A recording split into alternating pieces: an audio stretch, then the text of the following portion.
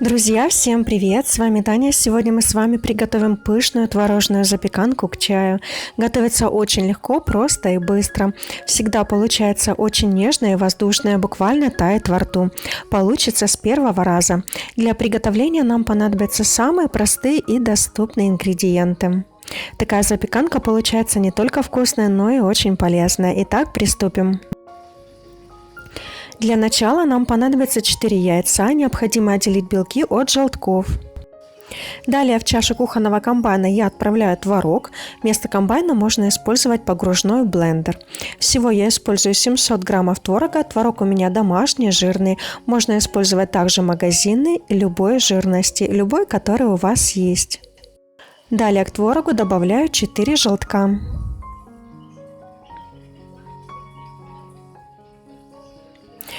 Также добавляю 100 граммов сахара. Количество сахара можете использовать по своему вкусу. Запеканка получается умеренно сладкая. Добавляю пол-пакетика ванильного сахара или ванилин на кончике ножа. При желании ванилин и ванильный сахар можно не использовать. И также добавляю 2 столовые ложки манки. И далее хорошенько взбиваем блендером. Необходимо хорошенько перебить массу, чтобы не было комочков творога, желательно. Тогда запеканка получится очень нежная, воздушная и однородной консистенции. Далее 4 белка. Я добавляю щепотку соли и взбиваю миксером в пышную пену. Взбиваю примерно минуты 3-4. Все зависит от мощности вашего миксера. Я взбиваю на максимальной скорости. Должна образоваться пышная светлая пена. Масса должна увеличиться примерно в 2 раза.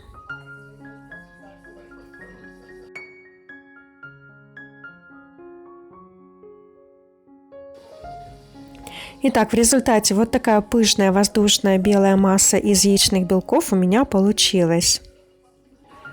Взбиваем до стоячих пиков.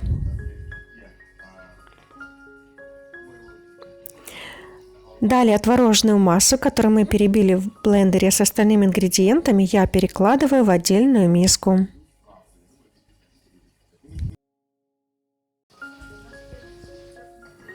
И теперь добавляем белки небольшими частями. Я не советую добавлять сразу все белки, делайте постепенно. Добавляйте понемногу, аккуратно перемешиваем лопаткой или ложкой снизу вверх, для того, чтобы белки не опали. И у нас получилась в результате пышная воздушная масса.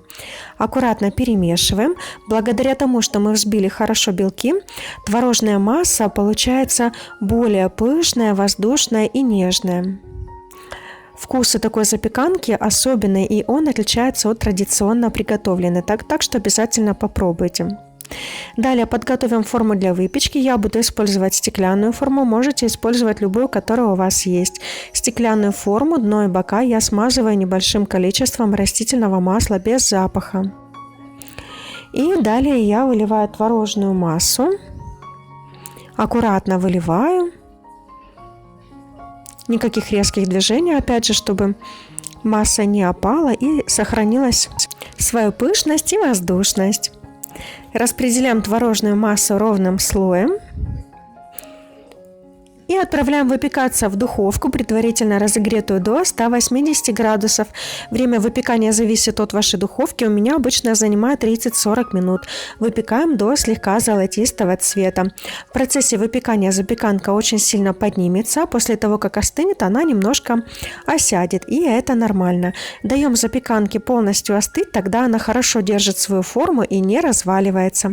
Запеканка у меня уже остыла, и я аккуратно вынимаю ее из формы.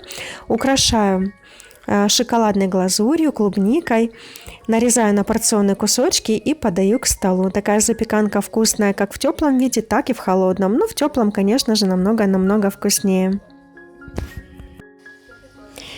Друзья, я надеюсь, что этот рецепт будет вам полезен. Готовьте вместе со мной и наслаждайтесь вкусными и полезными блюдами.